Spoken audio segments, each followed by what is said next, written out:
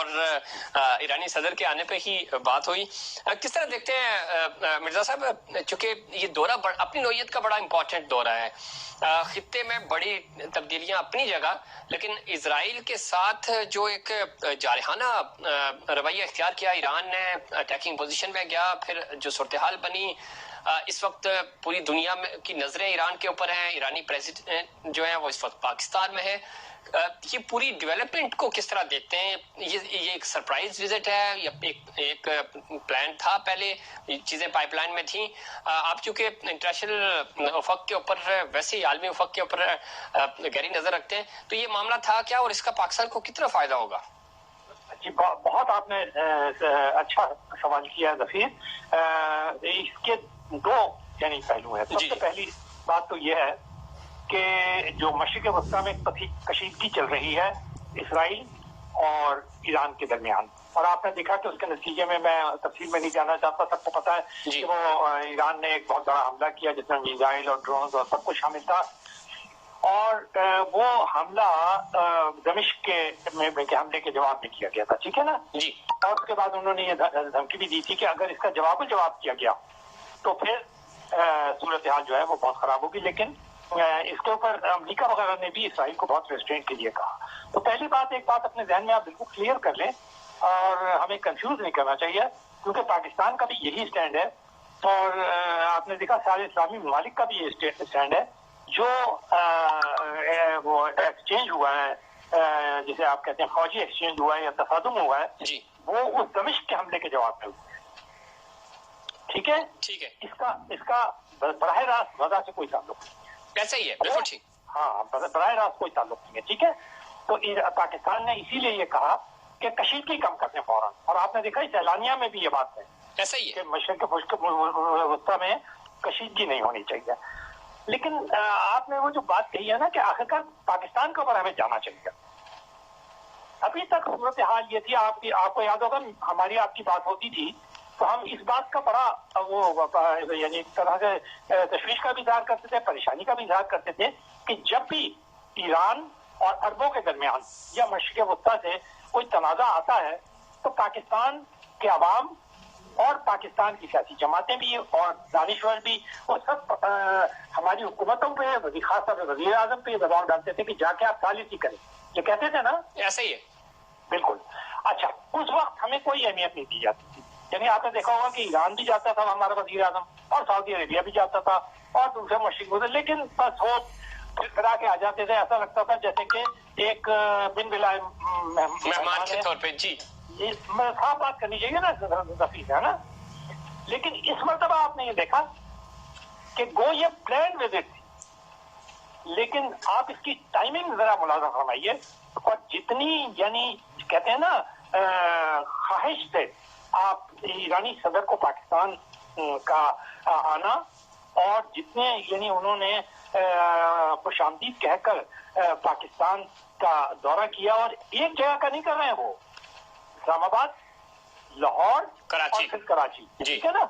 اور یہ غالباً مجھے نہیں یاد پڑا کہ گزشتہ 5 سال میں شاید یہ پہلے ہی غیر ملکی حکمران ہوں گے جو پاکستان کے 3 شہروں کا بیک وقت دورہ کر رہے ہیں. ٹھیک ہے نا. سیکورٹی کی صورتحال کی وجہ سے بھی مسائل پیدا ہوتے ہیں. تو پاکستان کی وہ اہمیت جو سالوں سے مشرق وسطیٰ کے مسائل کے معاملے میں کھو گئی تھی، آپ دیکھیں وہ واپس آ گئی ہے. یہ ٹھیک ہے کہ اعلانیہ کے اندر اس کا صرف غزہ کے حوالے سے ذکر ہے اور کشیدگی کم کرنے کے حوالے سے، لیکن یہ ممکن نہیں ہے. سارے جو جن کی نظر ہے مشرق وسطیٰ کی صورتحال پہ، عالمی امور کی صورتحال پہ، امریکہ اور باقی عالمی طاقتوں کا جو انوالومنٹ ہے اس کے حوالے سے، وہ جانتے ہیں کہ پاکستان اور ایران کے درمیان اس معاملے پہ بڑے کھل کر بات ہوئی ہوگی. ٹھیک. پاکستان یہ جاننا چاہتا ہے کہ آخرکار ایران کہاں تک جائے گا. ٹھیک ہے نا. کہاں تک یہ کارروائی ہو سکتی ہے کشیدگی کا، کیونکہ اسٹریٹس آف ہارمز کا معاملہ بھی تو ہے، ریڈ سی کا معاملہ بھی ہے، جہاں سے 20% سے زیادہ دنیا کا تیل جو ہے وہ گزرتا ہے، اور پاکستان بھی اس کے اندر آتا ہے نا. اس میں کوئی شک نہیں. مرزا صاحب جو آپ بات کر رہے ہیں یہ بہت امپورٹنٹ ہے، اور اس کے اوپر میں صرف یہ جاننا چاہوں گا کہ ایران اور پاکستان کے تعلقات کے اوپر اور ایرانی صدر کے دورہ پاکستان کے اوپر یو ایس کا جو پریشر ہے یا یو ایس کا کیا رد عمل ممکنہ رد عمل ہو سکتا ہے؟ کیا وہ ہمیں پریشرائز کریں گے بیک ڈور؟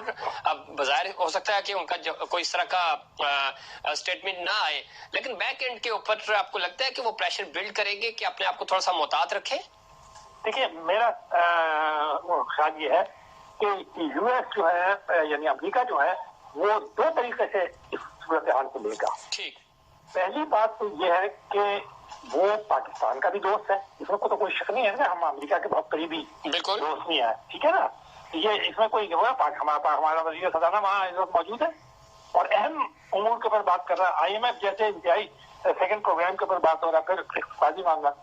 تو وہ یہ جاننا چاہے گا کہ ایران نے پاکستان کو کیا کیا باتیں کرنے کی، کیا کیا بتایا ہے، وہ کہاں تک کشیدگی جا سکتی ہے، اسرائیل کو وہ کس طرح دیکھتا ہے. سعودی عربیہ اور عرب ممالک کے جو اسرائیل سے تعلقات پہلے بن رہے تھے غزہ کی پیش رفت سے پہلے، وہ اس صورت ہے تو یہ امریکہ پاکستان سے جاننا چاہے گا، ٹھیک ہے نا جی. لیکن دوسری طرف وہی جو آپ نے بات کہی ہے، امریکہ نے اپنے جو تحفظات ہیں پاکستان کے ایران سے پاکستان کے تعلق، خاص طور پہ آپ دیکھیں اس کا ہٹ ہوتا ہے ہمارے تجارتی تعلقات کے اوپر. سب سے پہلے تو آئل پائپ لائن ہے. بلنکن صاحب نے جو ان کے وزیر خارجہ ہیں امریکہ کے، انہوں نے پہلے ہی کہہ دیا تھا کہ ہم اور وہ جو بلوم صاحب ہیں جنہوں نے کانگریس کے اندر کہ ہم اس کے اوپر بڑے تحفظات رکھتے ہیں اس آئل پائپ لائن کے اوپر. وہ پاکستان نے بھی اور ایران نے بھی دونوں نے اسے مسترد کر دیا. لیکن ان پابندیوں کی موجودگی کے اندر پاکستان کے لیے کوئی بڑا تجارتی وہ کرنا مشکل ہوگا. اور ابھی آپ نے دیکھا کہ کل یا پرسوں ہی امریکہ نے 3-4 چینی کمپنیوں کو بیلسٹک میزائل کے سو کالڈ پروگرام کے سلسلے میں کوئی ڈرگس وغیرہ کا معاملہ تھا یا کیا معاملہ تھا، جس کے اوپر فورن آفس کا آپ نے دیکھا ہوگا ایک بڑا لمبا چوڑا بیان بھی ہے کل، ہے نا. وہ اس کے اوپر انہوں نے سینکشنز لگا دیے ہیں کہ جی فروخت نہیں ہوتا. اور پاکستان نے اسے کہا کہ یہ بالکل غلط بات ہے، یہ تو ایکسپورٹ کے زمرے میں آتا ہے، ٹرکس وغیرہ جو ہے اس کے اوپر کمرشل، اس کے اوپر آپ کیسے پابندی. لیکن علامتی طور پر تو یہ بات سامنے آ گئی نا. اور جو ہم ڈے فرسٹ سے میری آپ کی جب بات ہوتی ہے کہ ایک ملک کو دوست بنا کے دوسرے کو دشمن نہیں بنا سکتے، پھر اس کا فائدہ نہیں ہے، تو ہمیں مزید اپنی چیزوں کو بہتر کرنا ہوگا، اپنی اس ڈپلومیٹک افیئرس کو بہتر کرنا ہوگا تاکہ ہم امریکہ کو بھی سیٹسفائی کر سکیں کہ نہیں یہ ہماری نیڈ بھی ہے، بیسک ہمارا پڑوسی بھی ہے، اور ساتھ ہی ساتھ ہم چین کو بھی ساتھ لے کے چلیں آگے. آپ رشید بہت صحیح بات کہہ رہے ہیں، آپ کا انالیسس بھی بہت یعنی وہ ہے آنکھیں کھول دینے والا. پاکستان کے لیے ایک مگر ایڈوانٹیج ہو گیا ہے سارے سلسلے میں. وہ جو چین نے ثالثی کر کے ایران اور سعودی عربیہ کے درمیان جو معاہدہ کرا دیا ہے نا، اس کی وجہ سے پاکستان جو ٹائٹ روپ پہ چلتا تھا کہ یا تو ایران کا سائڈ لے یا سعودی عربیہ کا سائڈ لے ہے عرب ملکوں کا، وہ ختم ہو گیا. کیونکہ سارے مسلمان ملکوں کے لیے یہ ختم ہو گیا ہے. چونکہ اس پہ sir sorry to cut you, سعودیہ چونکہ کنگ تھا نا جو مشرق وسطیٰ اور خاص طور پہ جو جتنی گلف ریاستیں ہیں، تو جب سعودیہ آنکھیں نہیں دکھا رہا ہے تو باقی ملکوں کو تو ہم ٹیکل کر ہی لیتے ہیں. بالکل ٹھیک کہہ رہے ہیں آپ. تو اب ہمارے لیے اتنی مشکل نہیں رہی ہے، وہ والی صورتحال نہیں ہے. ٹھیک ہے. ایران اور سعودی، آپ کو یاد ہوگا کہ وہ جو اسلامک کانفرنس ہوئی تھی غزہ کے اوپر، اس میں رئیسی صاحب پہنچے تھے اور وہاں انہوں نے تقریر بھی کی تھی. سعودی عربیہ چلے گئے تھے نا. بالکل. تو اب ہمارے لیے یہ والا جو اسٹرین ہے نا وہ تو نہیں آئے گا. یعنی اس کا مطلب یہ ہے کہ ایران بھی انڈرسٹینڈ کرے گا. اور آپ نے دیکھا ان کے آنے سے قبل ایک بہت اعلیٰ سطحی وزیر خارجہ کے لیول کے اوپر سعودی عربیہ کا وقت آلریڈی آگے جا چکا ہے. بالکل ایسے. اور یہ ایکسپیکٹڈ ہے کہ شاید محمد بن سلمان جو ولی عہد اور وزیر اعظم ہیں سعودی عربیہ کا مین ڈرائیور ہیں، وہ وزٹ کریں. وہ بھی اگلے مہینے 15-16 یا اسی وزٹ کریں گے. ٹھیک ہے. تو آپ ان سب کو لنک کریں تو آپ یہ دیکھیں گے کہ امریکہ کا انٹرسٹ اس وقت یہ ہے کہ پاکستان جو ہے وہ میڈیٹر نہیں تو کم از کم ایک انڈرسٹینڈنگ کروانے والا ملک ضرور بن جائے. تو پاکستان کی اس وقت پہلی مرتبہ میں سمجھتا ہوں گزشتہ 10 سال کے اندر بڑی ہی غیر معمولی اہمیت بن گئی ہے مشرق وسطیٰ کے اندر. یہ بہت ہی پاکستان کے لیے اچھا ہوا ہے. اور وہ جو آپ نے بات کہی ہے کہ اب अपनी वो डिप्लोमेसी इस्तेमाल कर सकते हैं, लेकिन इसके एक शर्त वो ये है कि हमें अपने अंदरूनी हालात जो है ना, मामला जो है, वो बिल्कुल सही रखने पड़ेंगे और अपना फोकस जो है वो अपने मईशत को मजबूत करने पर, तब जाकर हमारी। इसमें एक चीज क्या आप समझते हैं कि जब दौरा कंप्लीट हो जाएगा फिर एक मुश्तरका इलामिया जारी होता है, उसमें बताया जाता है कि हम 2 दिन 3 दिन क्या बातें करते रहे, जरा आपको ब्रीफ देना होता है इंटरनेशनल मीडिया को भी, तो आप समझते हैं कि उसके बाद कोई सूरत बदल सकती है? पॉसिबल कि इंडिया है, इंडिया में इंतखाबात भी होने जा रहे हैं, वो भी एक अपनी एक तगड़ी पोजीशन लेगा इस मामले के ऊपर, तो इस हवाले से जो चूंकि आप बहुत अच्छा चीजों को समझते हैं, तो क्या हमारी डिप्लोमेटिक टीम और हमारा फॉरेन ऑफिस इस चीज के लिए रेडी है? मुमकिन रद्द अमल की बात कर रहा हूं मैं। जी बिल्कुल। एक तो मैंने आपसे कहा ना कि वो मुआहदे की वजह से पाकिस्तान के लिए जो मुश्किलात थी वो काफी कम हो गई हैं। तो दूसरी बात ये है कि आपने बिल्कुल सही कहा, इंडिया के साथ भी ईरान के ताल्लुकात बहुत अच्छे हैं। जी जी, बहुत ज्यादा अच्छे हैं, बल्कि मैं ये कहूँगा। ठीक है ना, आपको याद होगा, याद है बिल्कुल ये कि चाबहार के ऊपर तो जी बिल्कुल वो उन्हीं ने बनाया था, है ना, ऐसे ही। तो उनके साथ तो इंडिया का रद्द अमल भी, मगर आपने देखा कि ये जो मामला हुआ है इसराइल और इसके दरमियान, उसमें इंडिया कहीं बहुत ज्यादा नहीं आया सामने, और ना ही ईरान ने, ना ही सऊदी अरेबिया ने इंडिया को कहीं लाने की कोशिश की। हालांकि मशरिक़ वस्ता में उसके फुटप्रिंट्स बड़े मजबूत हैं, इंडियन कम्युनिटी भी बड़ी मजबूत है कि नहीं है? लेकिन इस पूरे अमल में अब तक तो इंडिया खामोश ही है, बज़ाहिर तो यही लग रहा है, लेकिन हमें तो अपनी हिकमत अमली मुरत्तिब करनी होगी ना। बिल्कुल बिल्कुल, आप सही कह रहे हैं। इंडिया की खामोशी की वजह बिल्कुल जाहिर है कि वो इस वक्त इलेक्शन के स्टेज से गुजर रहे हैं 4 जून तक तो उस वक्त तक तो वो कोई बड़ा फैसला अख्तियार नहीं करेंगे, ना इसके अंदर इंटरवीन करने की कोशिश करेंगे, वो अलग-अलग रहेंगे।